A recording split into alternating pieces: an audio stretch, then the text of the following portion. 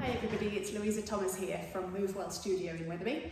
I wanted to give a little overview of the reformer. I know if you're new to the equipment, it can look a little bit intimidating and a little bit terrifying. So hopefully this video will just give you a guide to what's what on the equipment, so that when you come to join a class, it's not quite as unfamiliar or terrifying.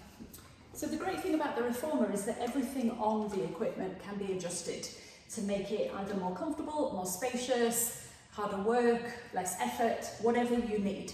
The only thing that we can't change is the wooden frame that it lives in. So some reformers are made of aluminium, this one is maple wood. So it's in a fixed surface, it's in a fixed frame, we can't adjust that, but everything else around the equipment can be adjusted. The box is positioned in lots of different ways, so depending on the exercise that we're doing will determine where the box lives. It can be put lengthways down the centre of the carriage, it can be put widthways, it can be halfway down the carriage, pressed up to the shoulder rest. Usually at the beginning of the class, the box is moved to one side because we often begin lying on our back with some exercises on our back. When you're lying on your back will be resting onto this platform, which is called the carriage.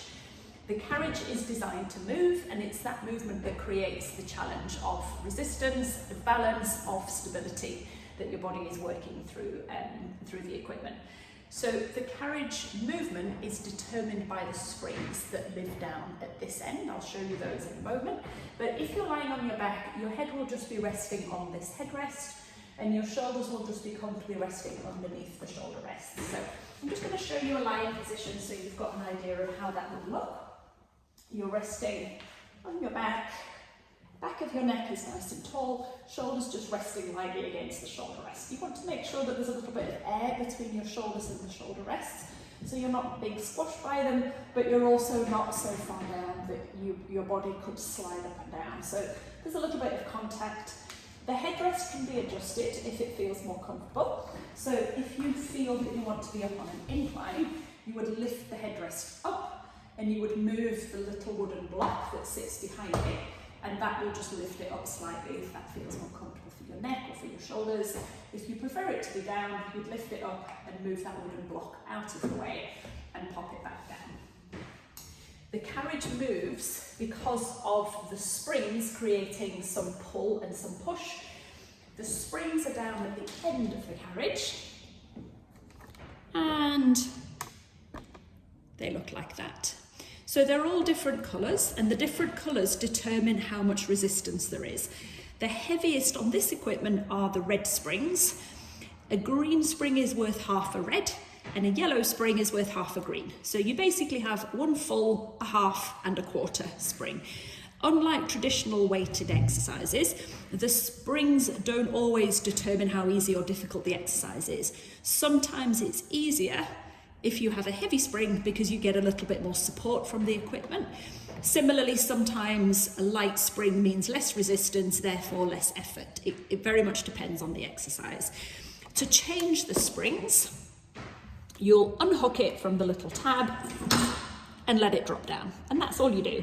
And then to add the spring back on, you'll pop it over the little tab and just let it settle. Sometimes, as you can see, it will move a little bit, sometimes it will make a little bit of noise once you've put it back in place, but don't worry if it does make noise, it's just the equipment reorganising itself. When all of the springs are on, it's really difficult for this platform to move. So during the class, if we're changing springs, I always recommend that you add the new spring before you take off the old spring. That way this carriage is always stable. It's not going to slide around and move. If all the springs were taken off,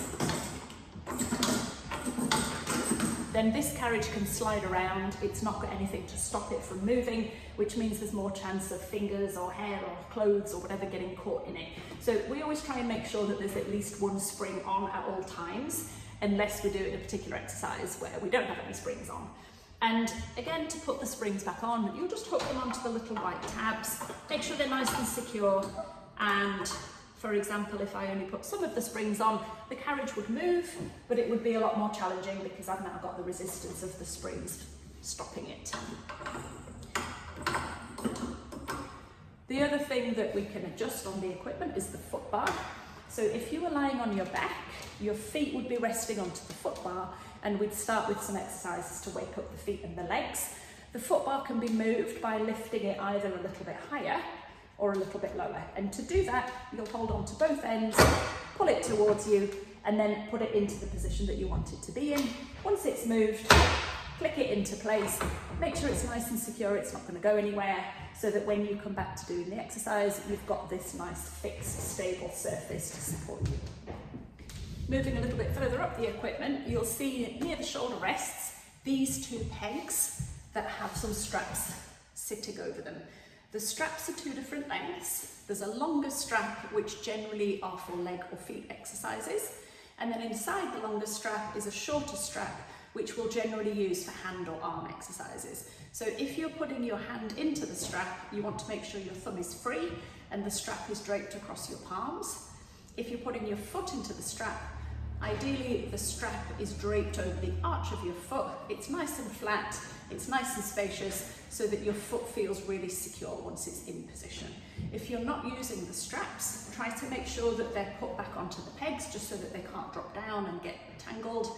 And sometimes we do exercises where you're lying down on your front, for example, pulling on the straps. So occasionally we might not use the straps at all, but instead we might just use the ropes and pull on that area rather than on the straps.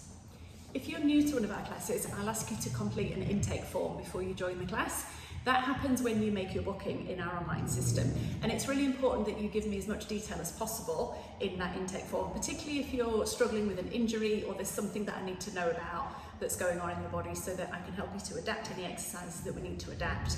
It might be that we need to consider which springs we use, it might be that we need to change the setup of the equipment to make it a little bit more accommodating for you. So do remember to be as detailed as possible when you're completing that intake form. And hopefully that little overview of the equipment means it's a bit less daunting. If you're new to the class, you know what to expect now. I will always spend some time before we start moving to show you the equipment and to just refamiliarize yourself with where everything is and what everything is. But of course, if you've got any questions during the class, you'll be absolutely encouraged to ask me those. Okay, I hope that's been helpful, and I look forward to seeing you very soon in one of our classes. Bye for now.